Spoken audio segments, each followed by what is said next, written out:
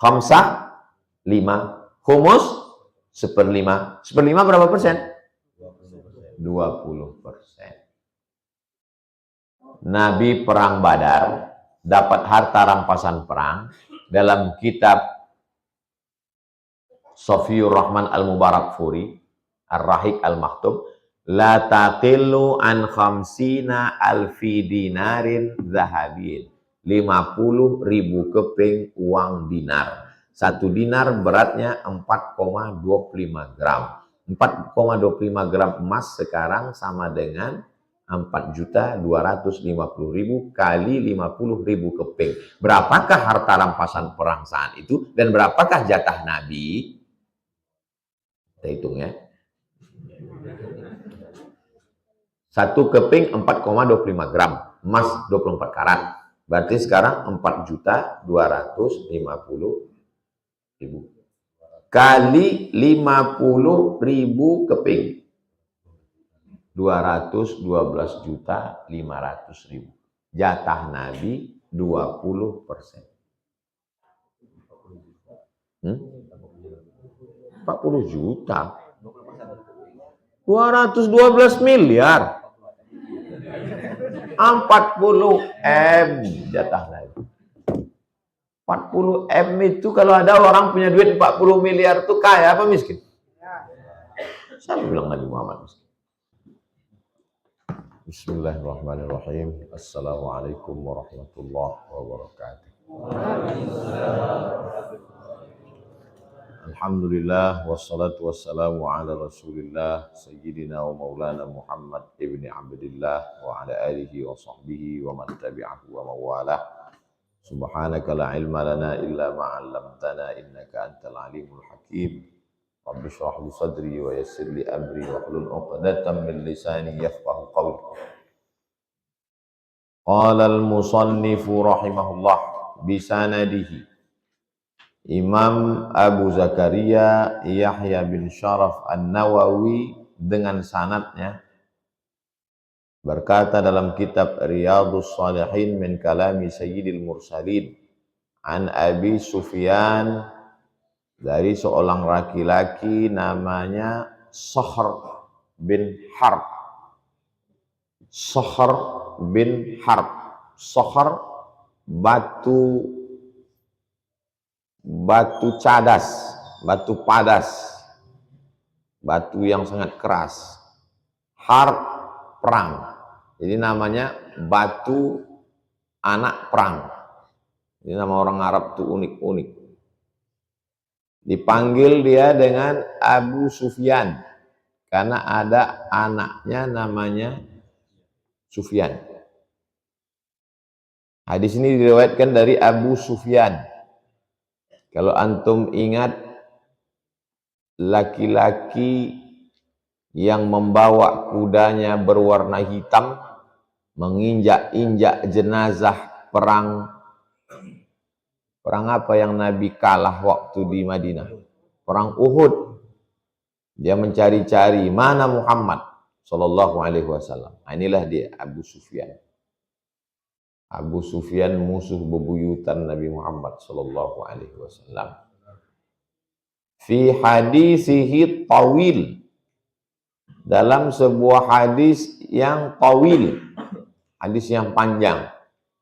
Fi qissati Hirqal, dalam kisah Hirqal. Hirqal Heraklius, gubernur Romawi yang ditempatkan di Damaskus, sekarang ibu kota Suriah. Jadi dulu Maroko itu termasuk provinsi Rom, negeri yang besar namanya Rom. Ada satu surat dalam Al-Quran namanya surat Ar-Rum.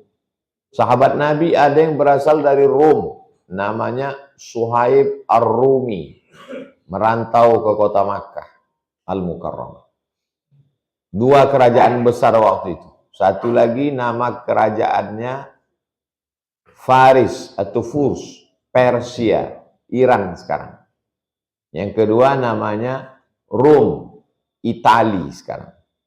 Tapi dia punya wilayah jajahan. Yang paling besar di Jazirah Arab namanya Damaskus. Maka peninggalan-peninggalannya dalam bentuk kolosium, tempat opera, tempat drama, tempat olahraga, itu peninggalan Romawi. Gubernurnya waktu itu namanya Hirqal. Nabi berkirim surat ke Hirqal. Isinya, aslim taslam. Masuk Islamlah kamu, maka kau akan selamat.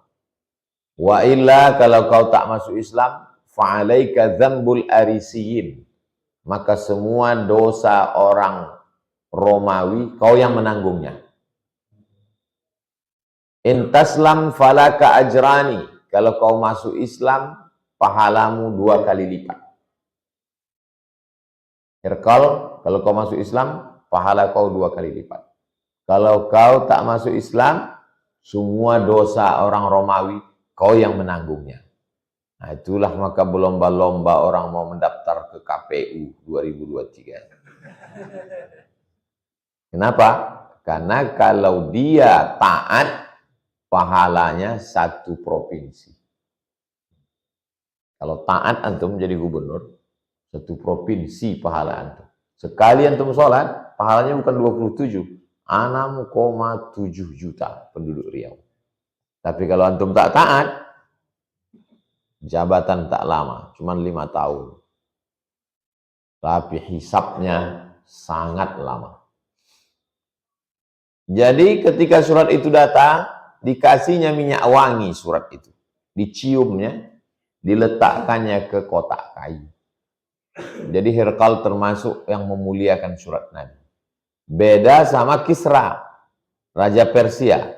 Waktu surat Nabi itu sampai, disobeknya, dikoyaknya. Diceritakan ke Nabi, ya Rasulullah, ya surat kau dikoyak sama Kisra.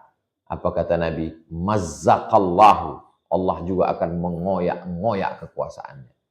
Akhirnya Persia itu ditundukkan oleh seorang khalifah bernama Umar bin Khattab.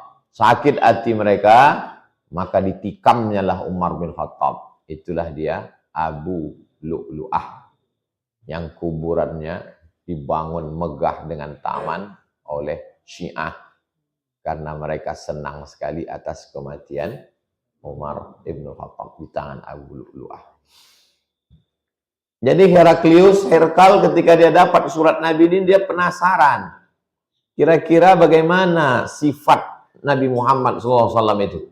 Maka dia suruh tentaranya untuk mencari orang Makkah yang ada berdagang di Damaskus. Kalau ada orang Makkah yang dagang, tangkap.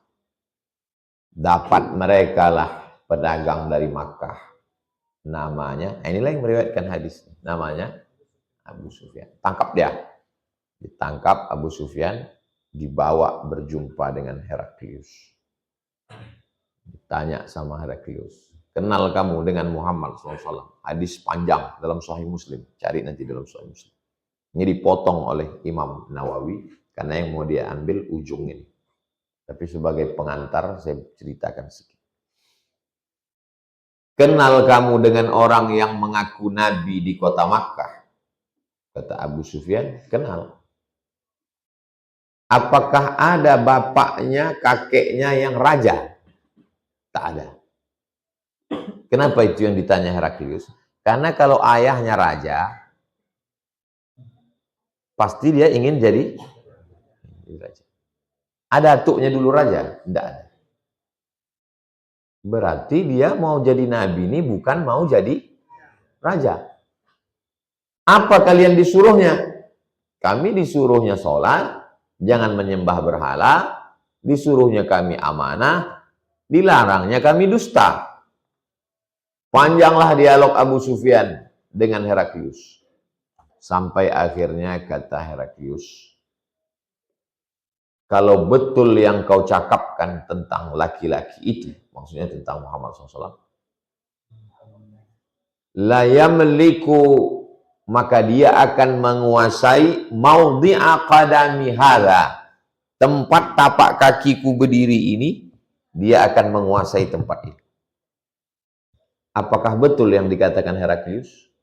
Betul. Tempat tapak kaki berdirinya, nah Heraklius itu dikuasai oleh Nabi Muhammad SAW. Itulah dia negeri Syam, Damaskus, yang dikuasai Nabi Muhammad SAW.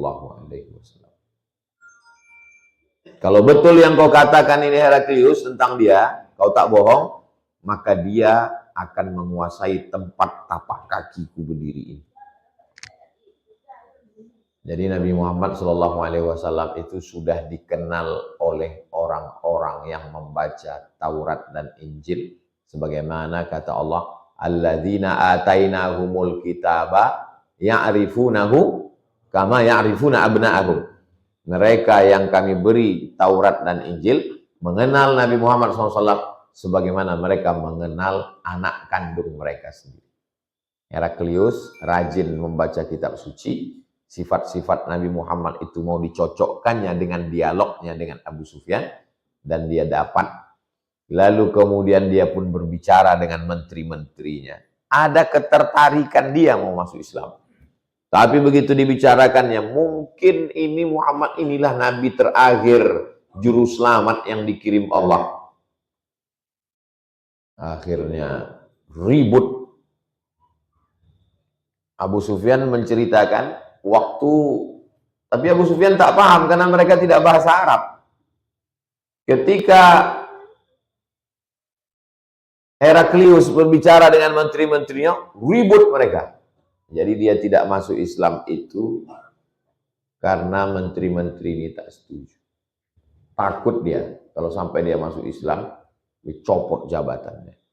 Nah, itu pula lah susahnya jadi orang politik ini. Tak bisa dia mengambil keputusan sendiri. Saya sebetulnya setuju Pak Ustadz, tapi partai saya belum bisa. Ini yang dialami oleh Heraklius. Akhirnya mengapa dia tidak masuk Islam? Qala Hirqal. Heraklius berkata, "Famadza ya'murukum?" Orang yang mengaku nabi itu apa diperintahnya kamu?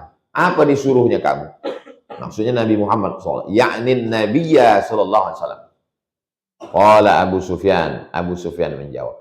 Waktu dialog antara Abu Sufyan dengan Heraklius ini, Abu Sufyan sudah masuk Islam belum? Belum masuk Islam.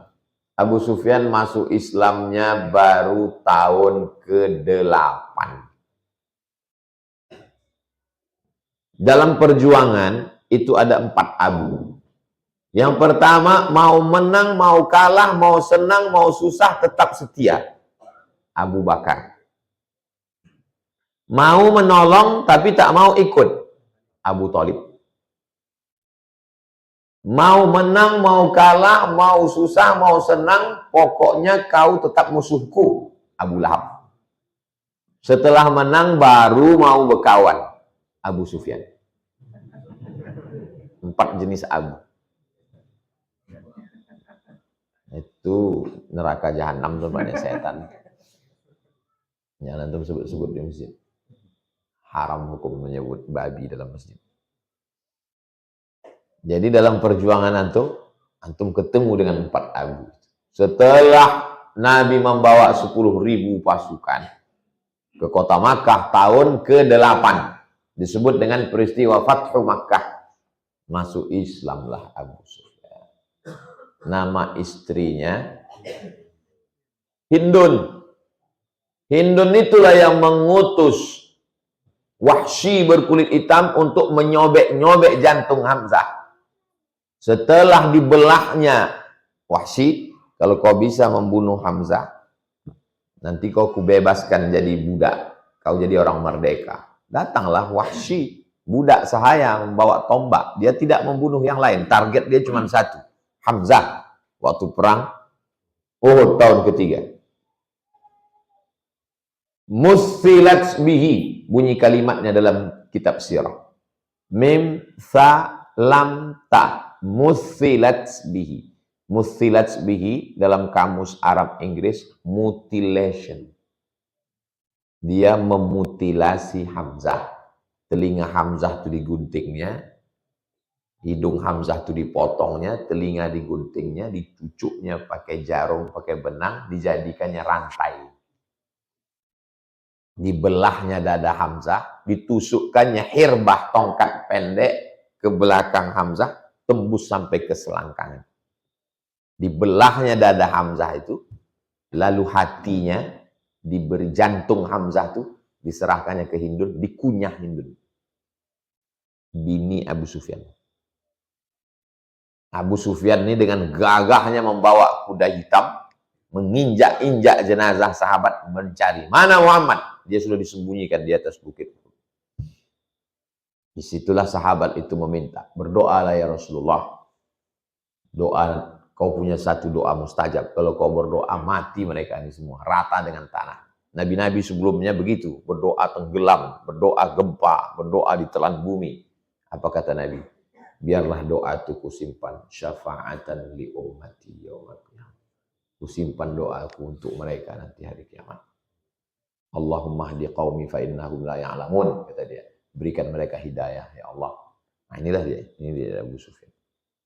Begitu Nabi tahun ke-8 membawa 10.000 pasukan masuk ke kota Makkah Al-Mukarramah, apa kata Nabi? Man dakhala baita Abi Sufyan fahuwa amin. Siapa yang masuk ke rumah Abu Sufyan, maka dia aman, tidak diganggu. Andai antumlah jadi Nabi waktu itu, membawa 10.000 pasukan, antum apa kan Abu Sufyan? Makanya panglima perang dari suku Aus namanya Sa'ad bin Ubadah, diacungkannya pedang. Hadza yaumul malhamah. Ini hari balas dendam. Sebagaimana dulu mereka menggunting hidung telinga Hamzah, kita gunting juga. Sebagaimana mereka dulu mengunyah jantung Hamzah, kita kunyah juga jantungnya hari ini. Apa kata Nabi? Ta'al, mari kemari wahai Sa'ad. Hadza yaumul marhamah. Ini hari berkasih sayang. Masuk Islam Abu Sufyan setelah kalah, tak ada harapan menang.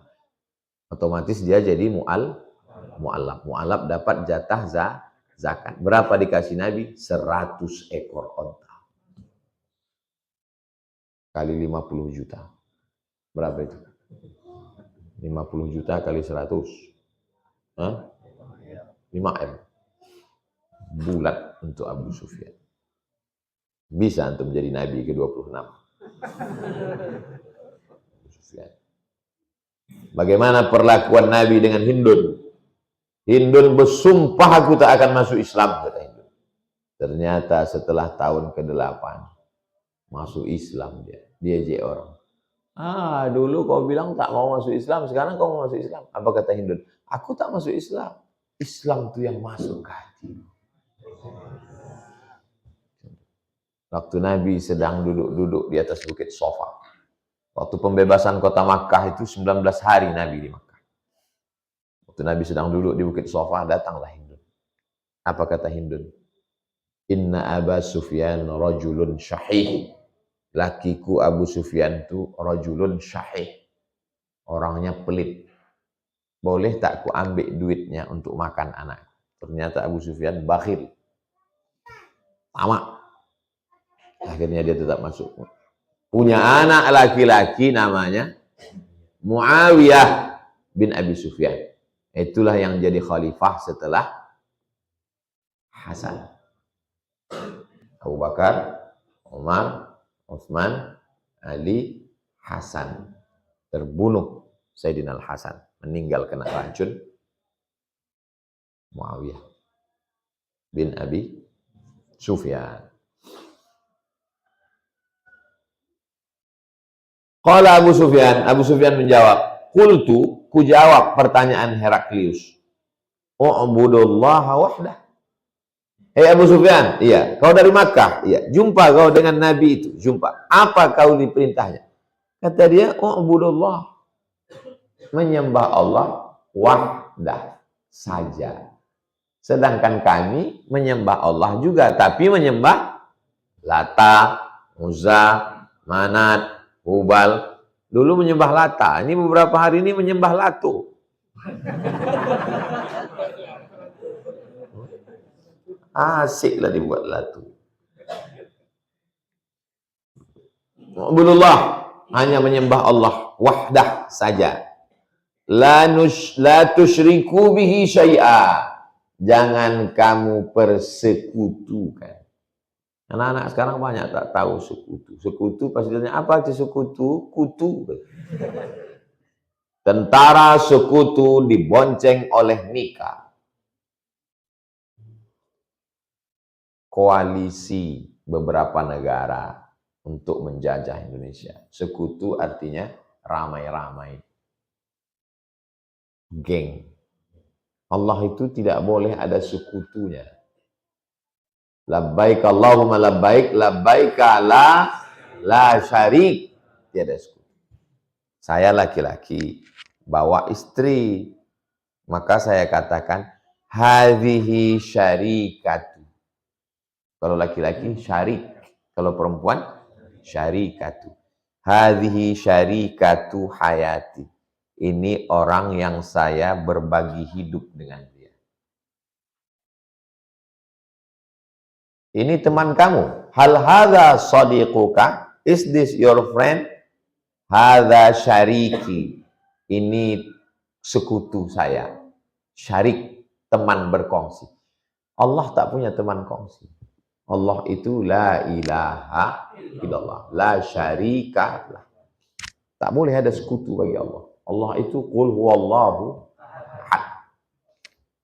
Syai'a, walau sedikit pun. Tak ada Allah menjelma ke pokok kayu, lalu kayu jadi Tuhan. Tak ada Tuhan menjelma menjadi binatang, binatang jembah jadi Tuhan. Tak ada. Tauhid dalam Islam. Wahada, yuwahidu, tauhidan. Tauhid. La ilaha illallah Muhammadur Rasulullah. Itulah ajaran Islam. Itu yang diajarkannya ke kami. Watsruku ma yaqulu abaukum. Tinggalkan apa yang dikatakan nenek moyang. Kenapa kamu begini? Kami tak tahu alasannya Pak Ustaz. Hadza ma wajadna alaihi aba'ana. Ini yang dilakukan nenek moyang kami. Ya udah kami ikut aja. Mau benar mau salah enggak usah lawan. Yang penting udah itu kata nenek moyang kami. Jangan ikut-ikut apa kata nenek moyang. Wa ya'muruna bis shalah. Disuruhnya kami melaksanakan salat. Wasidqi. Disuruhnya kami jujur. Inilah mengapa hadis yang panjang ini dipotong oleh Imam Nawawi, karena bab ini terkait tentang jujur. Assalamualaikum Ustaz. Waalaikumsalam. Bolehkah kita memotong hadis yang panjang untuk ceramah? Antum pulang, menyampaikan hadis. Hadisnya panjang, antum potong. Ada mahasiswa di situ. Sebetulnya maksud dia, kenapa Ustadz motong hadis? Cuman karena dia bahasanya lembut ditanya, Ustadz, boleh kita memotong hadis yang panjang? Boleh. Dilakukan Imam Nawawi dalam kitab Riyadhus Shalihin min Kalami Sayyidil Mursalin. Hadis tentang dialog Heraklius dengan Abu Sufyan dipotong oleh Imam Nawawi tentang sidik karena dalam bab jujur. Oh boleh. Jadi kalau antum ngasih jawaban itu kasih dengan argumentasi. Jangan pas ditanya boleh Ustaz? Boleh. Kok boleh Ustaz? Kau udah nunggu aku jawab udah syukur. Tanya pula lagi. Jadi orang puas. Oh itu alasannya. Tak mengada-ngada dia. Wa ya'muruna bis shalah, disuruhnya kami salat. Wasidqi, disuruhnya kami jujur. Wal afaf, menjaga diri dari afaf yang bersifat seksual. Kejahatan ini dua. Inna salata tanha 'anil fahsya wal. Kenapa tidak dibuatnya ayatnya satu aja? Inna sholata tanha 'anil munkar. Cukup. Kenapa mesti ada fahsya? Fahsya kejahatan seksual. Munkar kejahatan non seksual. Karena memang sifat manusia ini dua. Ada orangnya rajin bangun masjid, rajin pengajian, tapi gatal. Itu dia fahsya non munkar. Ada pula matanya tunduk, tidak jahat secara seksual, ngomongnya nggak porno, tapi koruptor. Yang lebih parah, udahlah koruptor, gatal. Kalau kamu sholat, kamu tidak jahat secara seksual dan tidak jahat secara non-seksual. Fahsya wal munkar. Orang yang menjaga matanya, menjaga hatinya, menjaga dirinya dari yang berbau seksual disebut punya sifat afaf. Orangnya afif. Kalau perempuan, afifah. Siapa nama anak ibu? Afifah. Kok merek bedak? Makanya kau ngaji. Supaya jangan di otak kau tuh bedak aja. Afifah itu bukan merek bedak. Itu asal katanya afaf. Nabi selalu berdoa, Allahumma inni as'alukal huda wat tuqa wal afafa wal. Disuruhnya kami sholat, disuruhnya kami jujur, disuruhnya kami afaf, disuruhnya kami silah, menyambung tali silaturahmi. Ini kalau antum jadikan kajian kultum, bagus. 4 yang diperintahkan Nabi seperti yang diriwayatkan Abu Sufyan ketika ditanya oleh Heraklius. Sholat, jujur, jaga diri dari yang bau seksual, dan menyambung tali silaturahmi. Itu renungan pagi ini. 1 video. Vlog. 1 hari 1 video, setahun berapa? 360. Nampaknya sedikit. Tapi kalau continue. Begitulah dialog. Hadis ini ada dalam muttafaqun alaih. Ada dalam Sahih Al-Bukhari dan ada dalam Sahih Muslim. Ini yang mau diambil dari hadis dialog panjang ini, ada yang dilarang, ada yang disuruh. Apa yang dilarang Nabi? Jangan syirik. Menyembah hanya kepada Allah. Masih ada sekarang orang menyembah pokok kayu? Ada. Pergi antum dari sini ke Tanjung Buton. Dari situ menyeberang naik kapal ke Meranti. Dari Meranti naik lagi ke Sokop. Di Sokop itu nanti antum naik ojek, nampak pokok kayu besar diikat pakai kain-kain putih, di bawahnya dupa dan foto-foto. Tidak Islam, tidak Hindu, tidak Buddha, tidak Konghucu, tidak Katolik, tidak Kristen. Animisme. Pergi kalian jalan-jalan menengok. Suku Akit namanya. Saya menengok dengan mata kepala saya sendiri. Masih ada orang Riau. Beda sama Aceh. Aceh itu tak ada yang tak Islam. Semua orang Aceh Islam. Ketika Sultan Iskandar Muda menganggap Islam semua. Beda Minangkabau. Minangkabau itu tak ada animisme, dinamisme. Ketika dulu orang Minang Islam mereka semua. Beda orang Melayu. Masih ada anak dalam. Masih ada suku Sakai. Masih ada suku Akit. Masih ada suku anak laut, masih ada ujung Sungai Kampar itu terus Pulau Mendol. Saya pernah juga masuk ke situ. Masih ada lagi orang Melayu. Jadi kalau ada orang mengatakan Melayu ini Islam, kau belum masuk ke dalam. Makanya jangan kau ceramah di kota aja. Pergilah masuk. Saya punya program masuk ke dalam ini setahun 2 kali. Kan baca buku, nampak saya nengok ke dalam. Kita akan diminta tanggung jawab di hadapan Allah SWT. Itulah mengapa Yayasan Tabung Wakaf Umat mengambil anak-anak ini, disekolahkan, hafal Quran, tamat pesantren, dikuliahkan, setelah selesai S1, baru dia balik nanti ke kampungnya. Karena setelah kami tengok, kami amati, tidak bisa orang luar dibawa ke sana. Paling tahan 6 bulan, setahun, habis itu balik dia. Tapi kalau anak kampung itu sendiri, itulah metode dakwah.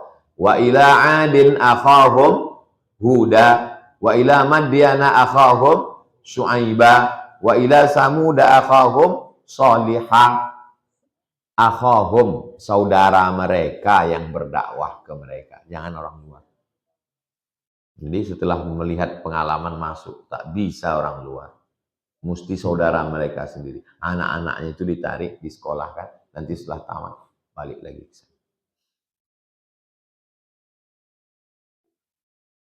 Anehnya suku-suku pedalaman yang ada di Riau, bisa pula di dalam tuh ada rumah suluk tarekat Naqsyabandiyah. Hebatnya tarekat. Kok bisa di suku Saka ini ada rumah suluk? Atuk kami dulu mengambil tarekat. Dari mana? Dari khalifah yang dikirim oleh Syekh Abdul Wahab Rokan. Orang Riau asli, rantau Binuang Sakti. Rokan Hulu. Pergi antum ke Pasir Pangarayan, tanya di mana rantau Binuang Sakti. Situ lahirnya. Pergi dia ke Makkah. Di Jabal Abi Qubais. Setelah pulang, ada Sultan Melayu namanya Sultan Musa. Sultan Musa ini bertarekat. Dia ingin Tuan Guru itu dekat dengan dia. Sultan Musa itu Sultan Melayu Langkat. Sekarang jadi Kabupaten Langkat, Provinsi Sumatera Utara. Tapi Tuan Guru itu tidak meninggalkan hutan Riau ini. Dikirimnya. Kalau saya tak bisa mengajar, maka saya kirim pengganti. Pengganti itu bahasa Arabnya khalifah. Orang Melayu susah menyebut khalifah. Siapa tuh? Kelipah. Milo tuang kelipah ke kampung kami. Khalifah. Pengganti. Makanya pengganti Nabi Muhammad itu disebut dengan Khalifah Abu Bakar As-Siddiq. Pengganti Nabi Muhammad. Bukan sebagai Nabi. Pengganti sebagai pemimpin. Dikirimnya lah khalifahnya ke Riau ini. Masuk berdakwah ke suku Sakai. Terganggulah batin-batin itu. Kata batin, kedatangan kamu khalifah mengganggu stabilitas keamanan kami di dalam. Jadi, kau jangan lagi berdakwah di dalam hutan kami. Tapi, begitu. Kalau bisa kau menyunat aku, silakanlah. Kata batin tadi. Kalau bisa kau menyunat aku, silakanlah kau berdakwah di sini. Kata khalifah yang dikirim Syekh Abdul Rokan tadi, kalau untuk menyunat kau, tak perlu aku, cukup murid aku. Tanya murid, sanggup kau menyunat dia ni? Kata murid khalifah ni, kalau untuk menyunat kau, tak perlu pakai bawah parang nih, cukup pakai atas nih. Parang itu yang tajamnya mana? Bawah kan? Dia sedang megang parang. Untuk menyunat kau, tak perlu pakai bawah nih, pakai atas nih. Diputarnya sekali, putus barang. Bayangkan kalau sampai 2 kali. Itulah asal muasal suku Sakai masuk Islam. Kisah itu saya baca di Kairo. Di perpustakaan kelompok studi mahasiswa Riau. Bukunya warna biru dicetak oleh UIR Press. Penulisnya UU Hamidi, budayawan Riau. Kontribusi suku, kontribusi tarekat Naqsyabandiyah dalam pengislaman suku Sakai. Ada mahasiswa yang pernah baca buku itu? Kalian cari nanti, buat bedah buku. Jadi Naqsyabandiyah itu punya kontribusi mengislamkan orang di desa, di kampung terasing. Dulu belum ada medsos. Jadi orang tarekat itu mengislamkan orang tak Islam. Sekarang ustadz pengajian, orang yang udah masuk masjid dikafirkan. Bukan dia masuk ke hutan. Di kota udah bagus, masjid cantik, masuk orang aja dikafir. Maulid kafir, Isra Mi'raj kafir, tawassul kafir. Apa tak cocoknya orang diputar juga parang 2 kali. Biar berputusan barang itu semua. An Abi Sabitin, dari Abu Sabit. Qila, ada pendapat kedua mengatakan Abi Sa'id, dari Abu Sa'id. Qila, ada pendapat lagi mengatakan Abil Walid, dari Abul Walid. Namanya satu, Sahal bin Hunayf. Tapi panggilannya Abu Sabil, Abu Sa'id, Abul Walid. Wa huwa badriyun. Dia termasuk sahabat Nabi yang ikut perang Badar. Sahabat Nabi yang perang Badar itu mulianya sampai orang bertawassul doa kepada Allah menyebut salatullah salamullah ala taha rasulillah, salatullah salamullah ala yasin habibillah, tawassalna bismillah wa bil hadi rasulillah wa kulli mujahidin lillah bi ahlil badri. Ya Allah, barakat ahli Badar, kabulkan doakan. Tawassul. Itu maka orang itu melarang solawat itu, katanya solawat itu syirik. Karena bertawassul dengan orang mati. Orang Badar itu kan udah meninggal kan? Udah meninggal, kenapa kalian bertawassul lagi? Dia lupa ayat. Wala taqulu liman yuqtalu fi sabilillahi amwat. Bal Quran bilang dia hidup. Maksud hidup itu apakah jasadnya itu hidup? Kita ini kalau mati seminggu dalam kubur, tiba-tiba diotopsi lagi. Diotopsi, maka kulit kepala ini lepas. Biji mata ini lepas. Kulit ini lepas, kuku lepas. Perut ini menggelembung, usus pecah. Jadi kalau ada di antara antum mau jadi dokter otopsi, pikirkanlah itu. Tapi jasa antum luar biasa, bisa mengungkap pembunuh. Meninggallah seorang laki-laki dari Maulabu. Kata dia, kalau aku hidup, kalau aku mati malam ini ditembak Belanda, mati syahid. Kalau aku hidup besok pagi, masih bisa minum kopi di Maulabu. Siapa namanya? Teku Umar. Kalau Tengku itu ulama. Kalau Teku itu bangsawan di Aceh. Kalau Tengku Melayu itu bangsawan. Jangan berbalik-balik. Bisa diingat? Teku Umar. Tulisannya Teuku Umar. Ditembak dia.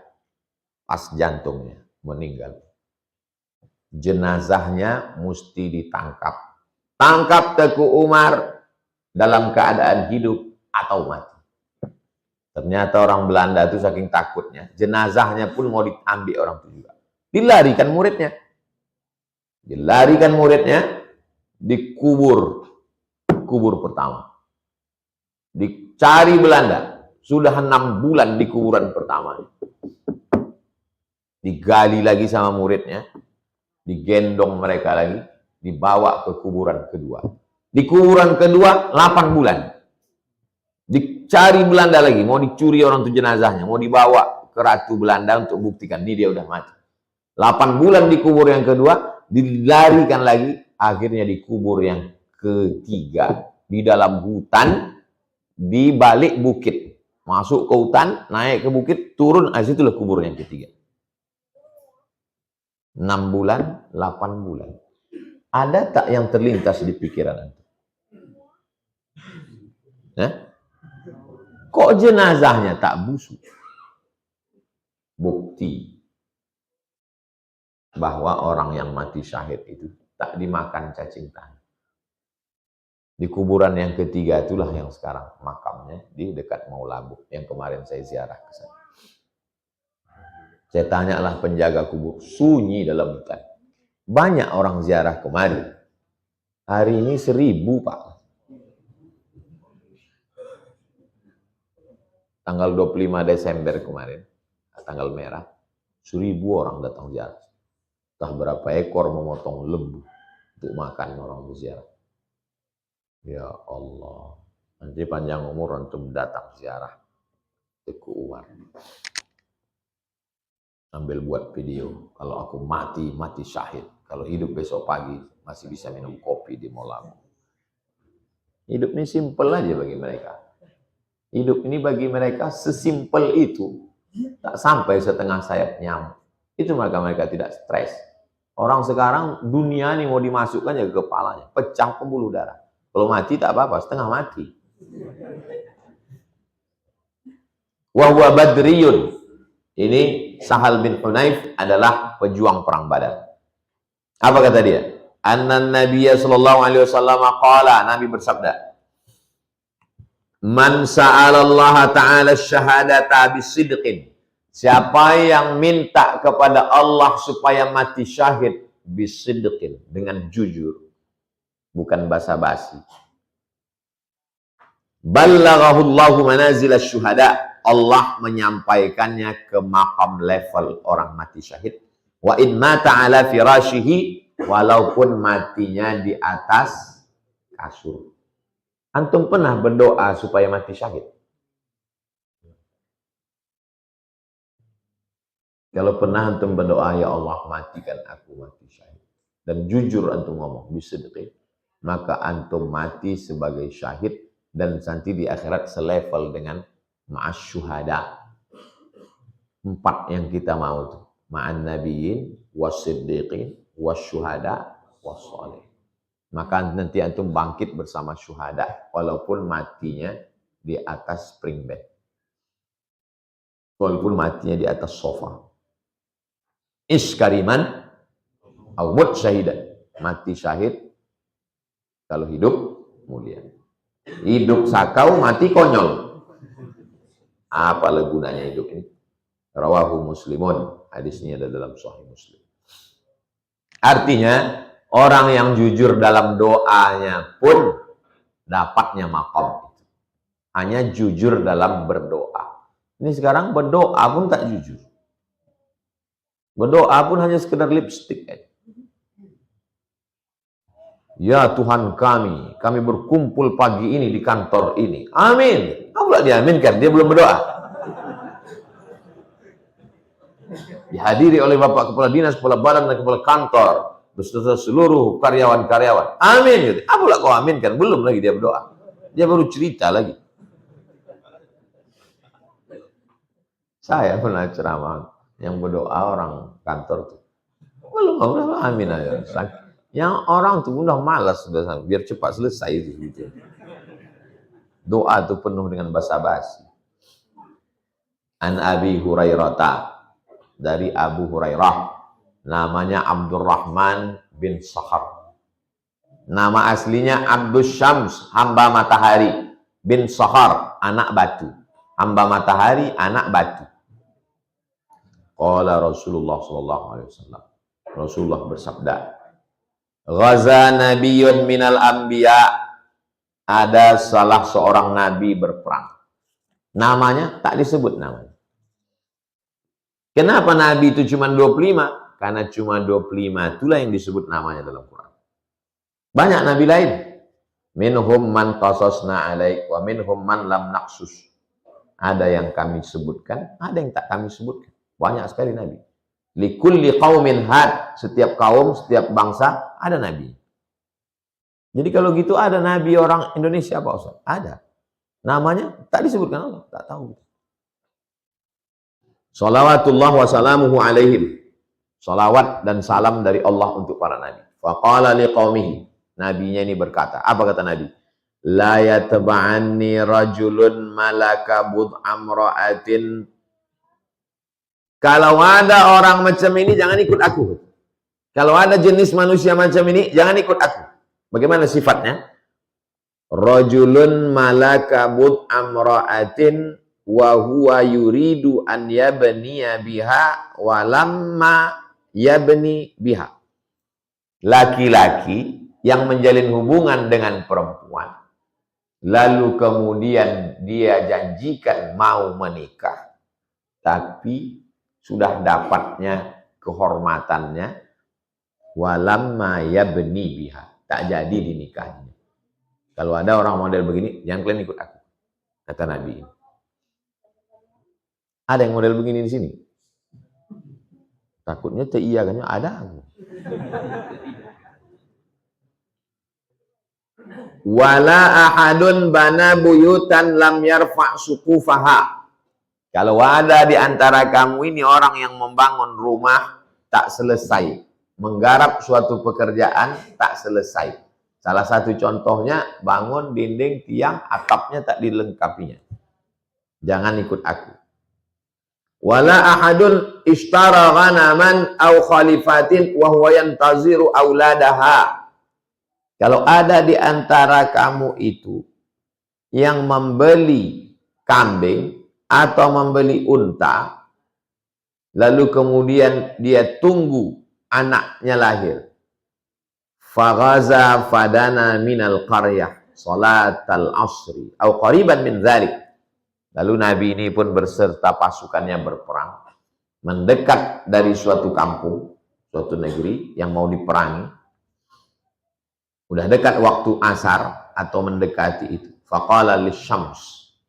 Itu kampung yang mau target perang. Pas sudah mau dekat, masuk waktu asar. Maka dia berkata kepada matahari. Apa kata dia kepada matahari? Innaki ma'muratun. Matahari, kau diperintah Allah. Matahari itu jalan sendiri atau diperintah Allah? Perintah Allah. La syamsu yanbaghi laha an tudrikal qamar wa lailu sabiqun nahar wa kullun fi falakin. Innaki ma'muratun. Matahari, kau kan diperintah Allah. Wa ana ma'murun. Aku pun diperintah Allah.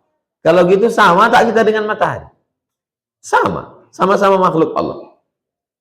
Kenapa dia katakan begini? Karena ada orang yang menganggap matahari itu Tuhan. Siapa yang mengatakan matahari itu Tuhan? Orang Mesir kuno. Lambangnya, lambang matahari bulat, keluar tangan banyak-banyak. Namanya Dewa Ra. Dan di dunia modern ini pun ada bangsa yang menyembah matahari. Pagi-pagi disuruhnya seluruh pejuang ulama-ulama dijemur di panas terik, disuruh sujud ke matahari. Siapa itu? Jepang. Ulama yang tak mau tembak. Innaki ma'muratun. Matahari, kau disuruh. Wa ana ma'murun, aku pun sama. Allahumma hbisha 'alaiha. Ya Allah, tahan matahari ini, jangan dia bergerak sebentar. Fahu bisa. Berhenti matahari itu bisa tertahan. Hatta fatahallahu alaih. Hatta fatahallahu alaih, sampai dia menang. Berhenti matahari sebentar, aku mau berperang. Berhenti, perang, menang. Fajama'al ghanaim. Lalu dikumpulkanlah harta rampasan. Faja'at an-nar. Setelah dikumpulkan harta rampasan perang, datang api. Faja'at an-nar. Datang api. Lita'kulaha. Datang api membakar harta rampasan perang. Inilah beda Nabi Muhammad SAW dengan Nabi sebelumnya. Kalau Nabi sebelumnya berperang, harta rampasan perang dikumpulkan, dikirim Allah api membakar hangus. Kalau Nabi Muhammad, harta rampasan perangnya kemana? Wa'lamu annama ghanimtum min syai'in. Ketahuilah kalau kamu dapat harta rampasan perang, fa inna lillahi khumusahu walir rasul. Allah dan Rasul dapat khumus. Khamsah 5. Khumus 1/5. 1/5 berapa persen? 20%.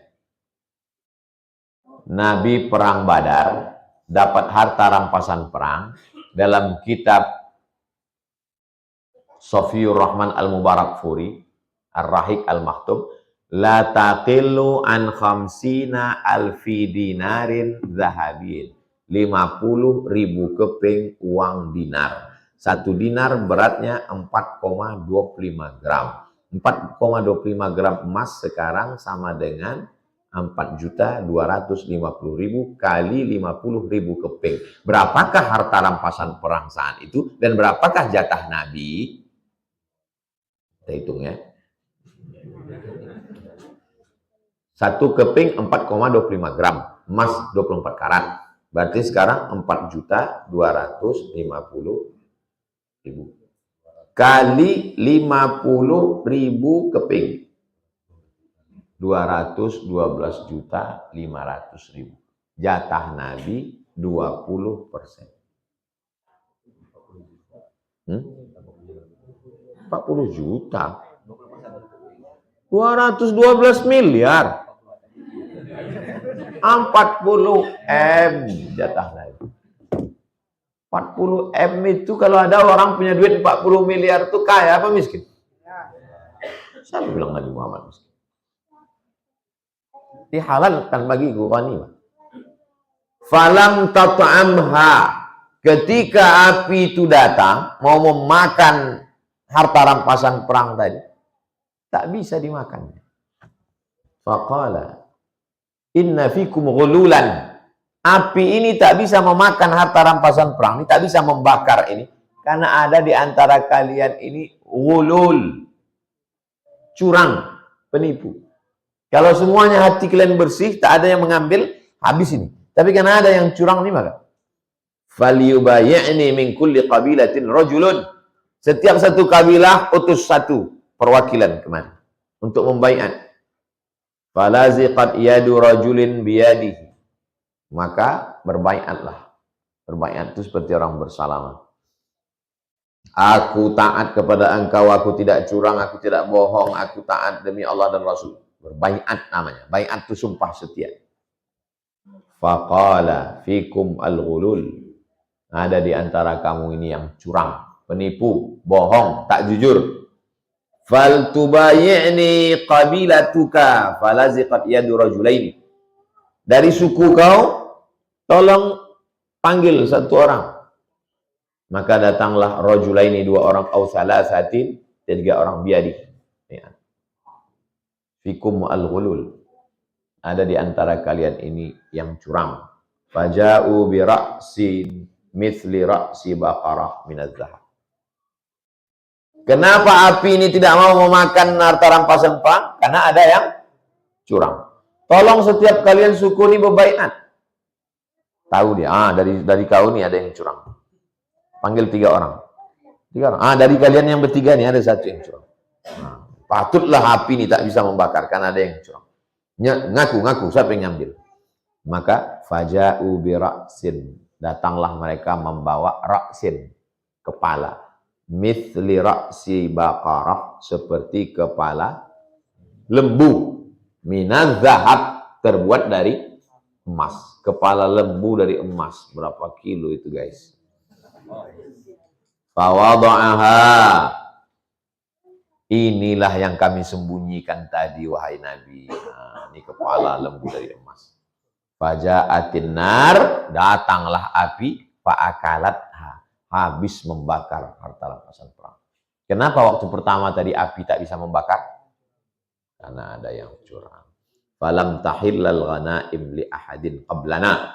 Sebelum kita, kata Nabi, sebelum aku datang, tidak ada satu nabi pun yang dihalalkan mengambil harta rampasan perang. Summa ahallallahu lana, kemudian Allah menghalalkan al-ghanaim, mufradnya ghanimah, jamaknya ghanaim. Lamma ra'a dha'fana, ketika Allah melihat kita lemah, wa ajzana, kita tak mampu, fa ahallaha lana, maka dihalalkan Allah untuk kita. Tapi jangan tuduh Nabi Muhammad kaya karena harta rampasan perang. Ada Nabi Muhammad meninggalkan rumah megah mewah? Tak ada. Ada Nabi Muhammad meninggalkan kursi dari emas? Datang Sayyidatuna Fatimah. Ada harta warisan untuk kami wahai Abu Bakar. Kata Abu Bakar Siddiq, aku pernah Nabi bersabda, nahnu ma'asyurul anbiya la nurathu. Kami tak meninggalkan harta warisan. Wa ma taraknahu shadaqah. Semua harta warisan menjadi tak ada harta warisan Nabi. Muttafaqun alaih. Hadis ini muttafaqun alaih. Tanggung satu hadis supaya pertemuan depan kita langsung bab muraqabah. Hadis yang terakhir. Dari Abu Khalid Hakim bin Hizam. Dia berkata, Nabi SAW bersabda, Al-bayyani bil khiyar. Pembeli dan penjual punya masa untuk menentukan sebelum akad jual beli. Masa itu namanya bil khiyar. Khiyar artinya bisa memilih. Saya beli mobil kamu ya, tunggu dulu, jangan akad, kau tengok dulu. Ini udah lewat 5 tahun. Kadang dipencet klakson keluar air. Beberapa kali ku pijak rem, gas pula yang kencang. Baguslah kau periksa dulu. Itu namanya selama proses itu bil khiyar. Malam yatafarraqa, sebelum mereka berpisah. Kalau udah berpisah, maka tertulis di situ, barang yang sudah dibeli tidak bisa dikembalikan. Kalau mau dikembalikan, potong sekian persen. Fa in shadaqa, kalau si pembeli jujur, si penjual jujur, wa bayyana, dan mereka menjelaskan barang ini, burika lahuma fi bai'ihima, maka mereka berdua diberkahi jual belinya itu. Berapa banyak dengan transaksi jual beli hubungan menjadi lebih akrab. Terima kasih ya, barang yang kau jual kemarin itu bagus. Tapi berapa banyak gara-gara jual beli lalu rusak, putus silaturahim, bermusuhan karena merasa beli kucing dalam karung di isolatif 3 lapis. Wa in katama, kalau disembunyikannya cacat barang itu, wa kadzaba, bohong, muhiqat, maka dimurkai, barakatu bai'ihima, diambil berkahnya. Akhirnya tak ada berkah. Muttafaqun alaih. Jual beli mesti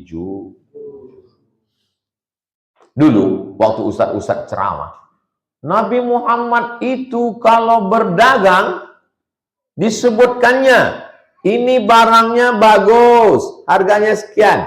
Ini barangnya kurang bagus, harganya sekian. Ini barangnya tidak bagus, harganya sekian. Begitulah jujurnya Nabi. Ini ceritanya tahun-tahun 80-an. Apa kata jamaah? Mana laku? Kalau begitu jualan mana laku, kata orang. Sekarang beginilah jualan yang laku. Siapa yang melakukan jualan model begini? Orang tak Islam. Orang Islam berjualan mangga, mangga busuk, mangga bagus, mangga baru, mangga lama, disatukannya, ditulisnya mangga 10.000. Orang pun berhenti, udah dekat, kecil, setengah kilo. Apa kata orang yang membeli itu? Kusumpahkan membeli lagi sini.